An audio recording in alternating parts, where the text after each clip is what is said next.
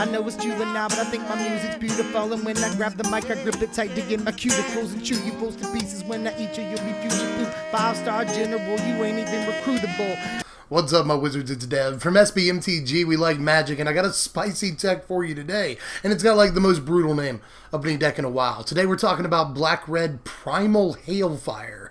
Well, those of you who are capable of reaching back into the recesses of your mind and recalling as far back as 1 year ago, there was a deck in Standard that sought to use Pyromancer's Goggles to copy Fall of the Titans for essentially lethal. You just win the game out of nowhere that way. Now, it turns out we can still do that in Standard, kind of, and I think better than ever, so let me show you how. Now, first of all, our analog to Pyromancer's Goggles in this equation is the 4 copies of Primal Amulet that we're playing. This isn't legendary, so we're definitely going to play all 4. Now, the entire rest of the deck is built around this card. Essentially, we want to both find and flip a Primal Amulet as early and as consistently as possible. Now, what that means is that we're not going to play any other cards in the deck besides Amulet that aren't both instants or sorceries. You know, no creatures or planeswalkers or anything like that for us. We're going to play 31 instants and sorceries and 4 Primal Amulets. But the good news there is that Amulet is one of those cards that not only do you build around, and all the cards that you build around it help it out, but it helps out the cards that you're building around it. We get discounts on all of our instants and sorceries. We can often play 2 or 3 in one turn that we have no business playing with the amount of mana that we have out. The discounts are great on this, and once we do flip it over, of course, we can copy any of our instants or sorceries, and they're all really fun to copy, but we got a couple that can win the game, so let me take a look at those real quick. Now, the first of our win conditions I want to look at is what the other half of the deck's name comes from, and that's Torment of Hailfire. We're going to play all 4 of this, too. This works the same way as the old Goggles and Fall of the Titans routine. You know, if you use Primal Wellspring to copy a Torment of Hailfire, then the copy will have the same value for X that the original had. So if you torment for, say, 5, let's just say, then you're essentially Hailfiring at that point for 10, which can end the game very, very quickly. Against Control, they'll either have to discard a bunch of cards or lose a bunch of life, and against Aggro, they're going to have to sack their entire board or lose a bunch of life. And of course, if you already cast a Hailfire that game, especially if it was just a couple of turns ago, then you're going to end the game because they're really kind of out of options at that point. Torment of Hailfire is mostly there to close the game out once we've got the Wellspring in play, but sometimes, if you absolutely have to, it can be good for making them sack a bunch of creatures or discard a bunch of cards. Now, the other thing we're packing that can win the game is just already an excellent card in Standard, and that's Cut to Ribbons, which in this deck we'll play a whole playset of. A good thing about this is the amount of versatility that it has. You know, Cut is already a pretty good piece of removal in this format, and then Ribbons is obviously just the way that we can win the game. You know, we can copy a Ribbons out of our graveyard with a Primal Wellspring and just crush, Ribbons for 7 in the super late game and end up just hitting for 14. Close the game out real fast that way, too. So we're going to play all 4 Cut to Ribbons, not only because it's a win condition, just because it's a good card in and of itself.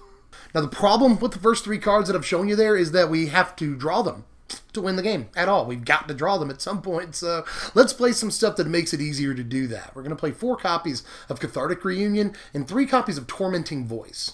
Well, early in the game, we're looking to get our Primal Amulet by turn 4. These help with that, and once we have our Amulet in play, we're still looking for stuff. You know, we got to find a Torment of Hailfire or Cut to Ribbons to close the game out. These will help with that, and also, once we've got the Amulet in play, they only cost 1.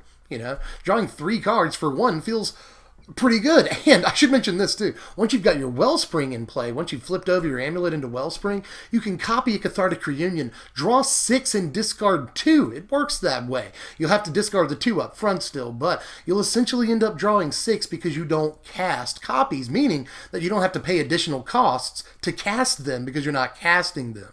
So you'll draw 6, discard 2. Same thing with Tormenting Voice. You'll draw 4, discard 1. That's a great deal. The only thing you got to watch out for is counter spells. It really feels bad to have one of these countered. You lose your Cathartic Reunion, you had to discard the 2, and you don't get to draw your cards. It's horrible. It's a bad predicament. But at least in that situation, they burned a counter spell on something that isn't named Torment of Hailfire or Primal Amulet. So look on the bright side, you know. But it does feel bad to get these countered, but they're still so important to the deck that I'm going to play 7 things that help us draw into our important cards. Because again, even after we get our Amulet, we're always looking to draw into something. We need a lot of cards that draw us cards. Now, almost the entire rest of the deck at this point is removal. You know, we've got to control the board so that we have enough time to get an Amulet on turn 4 and flip it into a Wellspring and cast a Torment or 2 sometimes. So that requires a good bit of space, and we have to create that space ourselves. So nearly the rest of the deck is removal, starting with the 4 copies of Fatal Push. Still an all-star piece of removal in the format. That's not ever going to change. I would imagine, even when the card rotates, it's still going to be important in Modern. So, Fatal Push in Standard, at the very least, kills a lot of stuff in the Ramunap Red matchup, and it very importantly kills Longtusk Cubs and Winding Constrictors. There's just a ton of important cards that a Fatal Push can take out that we would otherwise have an awful lot of trouble with, so I'm going to play all 4. We're also going to do 4 copies of Lightning Strike and 2 copies of Abrade. I'm going to have a couple of copies of Abrade in there, mostly for God for His Gifts and Torrential Gearhulks that we come across. There's a few key artifacts that I think it's critical not to lose to in Game 1. So I'm going to pack a couple copies of Abrade, but I'm going to play the Lightning Strikes for a couple of reasons. We can not only, obviously, take out smaller early game or even mid-game creatures. You know, this also kills Snake, but it kills the Huncrop Crasher and a bunch of other stuff. So Lightning Strike is good as a utilitarian removal piece, but it can also go to the face, which is really important when we're copying spells. Lightning Strike can hit for 6, and there's the odd time where you'll have like 2 Primal Wellsprings in play. It does happen. And there are times when you can pop Lightning Strike for like 9 damage. So, I'm not saying that it's going to happen all the time, but it can happen. So even just a Lightning Strike can win you the game occasionally. So I'm going to play these over more Abrades or Harness Lightnings or anything. I think it's just that important to have the option to go to the Dome, especially against control decks that all of this removal would otherwise be pretty ineffective against. We're also going to play 4 copies of Vraska's Contempt. Now, this is awesome to copy. Exile 2 things and gain 4. That's nice, but it's just good on its own. It's one of the better removal pieces in the entire format. This answers both Hazaret and the Scarab God, so it has to be a 4 of in my book at least.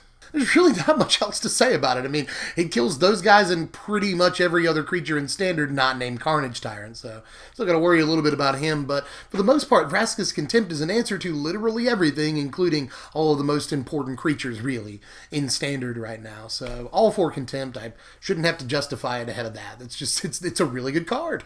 And to finish off the main deck, 2 surprise copies of Duress. You didn't see that coming. Usually this would be a 4 of in the sideboard, but I've moved 2 copies into the main because we have a little bit of problems against control decks where a lot of our draws are dead. Now, the thing is that a lot of their draws are dead against us too. We don't play any creatures.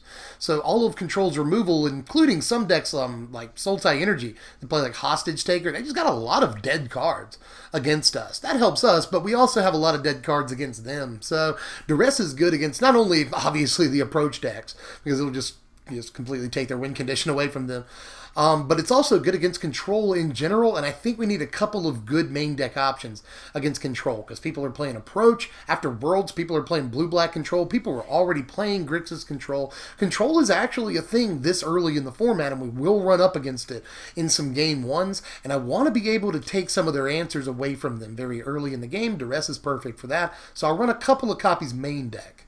We're going to play 25 lands in the deck. It kind of feels like a 26 land deck, but Primal Amulet helps with that. You know, it's kind of like playing 29 lands in the deck. So we can push down the land count a little bit. I think 25 is right.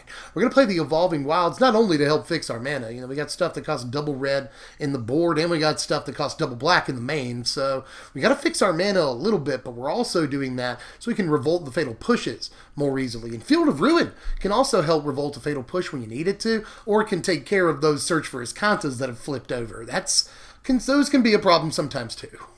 Here's the sideboard right here, and it's pretty cut and dry except for one card that's probably jumping out at you. But let me start from the beginning. We're going to play 2 copies of Duress, finish off the playset against the control matchup. This is just the best card we can play in that match, so we're going to play all 4 in the 75. We're going to play 2 copies of Abrade, finish off that playset too against Troublesome Artifacts. I've already mentioned Godfarer's Gift, Torrential Gearhulk, and there are even more that we have to worry about. So if your opponent's deck leans heavily on those, side in the other 2 Abrade. Sweltering Suns, mostly against the mono red matchup. We don't don't want to get eaten alive very early in the game, so Suns has got to be in there somewhere. But the thing that needs the most explanation is probably sword point diplomacy.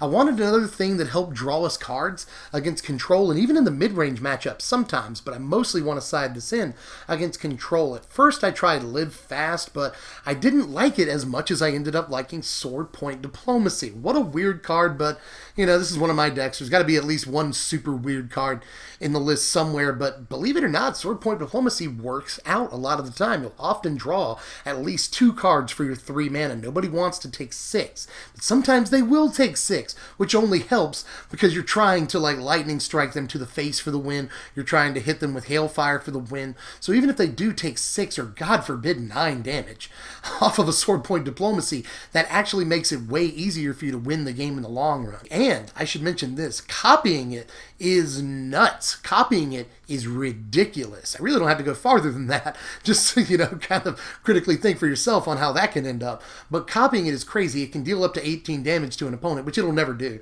They'll just end up letting you draw like 4 cards for your 3 mana, which is ridiculous.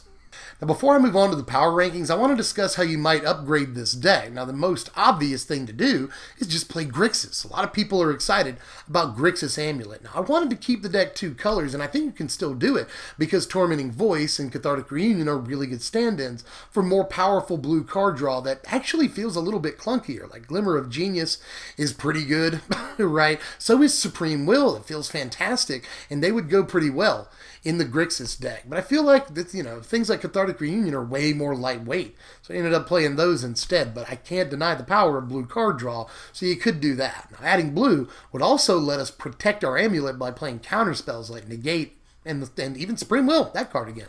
So I could definitely see adding blue if you had the money to do it, but it would tax the mana base, and it would put the deck at well over $200, and I wanted to hit under $150 for this deck, so I stuck with 2 colors. I should also at least briefly mention that if you added blue to the deck, it might be worth taking a look at Baral, Chief of Compliance. Now, I don't necessarily like creatures in this deck because they just like turn on our opponent's removal. You know, we want to make their removal dead whenever possible, but Baral would definitely be worth considering, to say the least, because you'd get a huge discount on all your stuff if you had a Baral and an Amulet in play. So there, you gotta at least bring it up. Here's your power rankings right here. A final score of about 63 points, but don't let that fool you. This is a weird deck when it comes to scoring because it's a weird deck. Overall, it doesn't win like a traditional deck does or anything. It's mostly a sort of kind of control deck in a way, but it's also kind of a combo deck. We're seeing a fair amount of those this standard, but this is one of the more fun ones you can play, and there is nothing like winning off of a copied Cut to Ribbons or a copied Torment of Hailfire. There is nothing like the maniacal laughter that you will emit when you actually win that way, and it does happen more consistently than you might think. We're playing so much removal that it's incredibly easy to keep the board clear for the most part, so it's not hard to get deep enough in the game to actually get a Primal Wellspring and get off a Torment of Hailfire for like 7 that we can then copy. It's not as hard as it might look because we control the board extremely well. Now, we pay a price for controlling the board so well. Yeah, the defense stat is really high, but against other decks that are focused around mostly defense, we falter slightly. Against control decks, we can have a problem because they can just counter all of our best stuff that we're kind of hinging our entire game on, and we can't protect our amulet well against things like a Braid or Cast Out that they'll have answers for it occasionally. So we may have some problems, especially in game 1 against control decks, but we carry Duress and Sword Point Diplomacy and a couple of other things like Doomfall on our board to help out with that. There's also the main deck Duresses. That's how bad we are game 1 against control, but again, a lot of our sideboard slots are dedicated to beating control in games 2 or 3, so keep that in mind, but we do have some problems against those decks. But if your format's dominated by like mid-range energy decks, this deck has plenty of time to get to where it needs to be. Flip an Amulet into a Wellspring and copy something for lethal. It happens a lot against energy decks, especially energy decks that have a bunch of dead removal cards and hostage takers in their hand. But I'm tapped out for now. Let me know how you felt about this one down there in the comments section. It's a weird deck, but I know a lot of people are looking to build a Primal Amulet deck right now, so there's a lot of ideas floating around. That in mind, let me know what I missed, if I missed anything in this color combination, or if you think there's a better color combination than Grixis out there. I'd really be interested in hearing about that. So let me know all that down there in the comments section, and if you want to, you can like the video because I hope you enjoyed it. I put some work into it. You can also sub if you're new. There's a bunch of Deck Techs coming up. More on that in just a moment, but you should also hit the bell when you subscribe so you get the notifications. You can follow me on Twitter at SBMTGDev, or you can kick me $1 on Patreon. And if you do that, you're still in the running. I've just made a post with the next 7 deck techs that are almost ready to kick out to you. And I want you to help me order those deck techs. You know, what order should those deck techs be released in?